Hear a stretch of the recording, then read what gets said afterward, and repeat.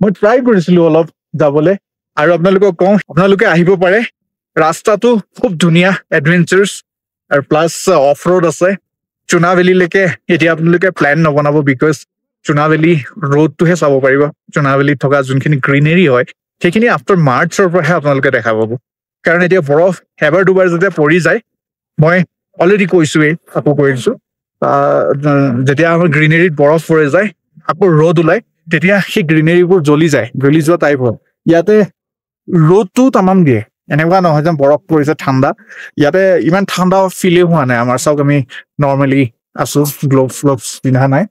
আৰু আপোনালোকে আহিব যদি আপোনালোকে এডভেঞ্চাৰ্ছ ৰাইড কৰি ভাল পায় ট্ৰেক কৰি ভাল পায় আপোনালোকে আহিব খুব ভাল পাব আৰু প্লাছ আমি অলপ ট্ৰাই কৰিম ওপৰলৈ যাবলৈ মই বাইকেৰে ট্ৰাই কৰিছিলোঁ কিন্তু ছাকচেছ নহ'লো আৰু এবাৰ কওঁ এয়া চাওক এখন এডভেঞ্চাৰ 390 মোৰখন হিমালয়ান আৰু এইখন R15 যদি সাহ আছে যদি মনত জোচ আছে দেন আপোনালোকে ডেফিনেটলি ইয়ালৈ আহিব পাৰিব so' please do like and comment on this video' আপোনালোকে ভিডিঅ'টোত লাইক আৰু কমেণ্ট কৰিব আৰু ছাপোৰ্ট কৰিব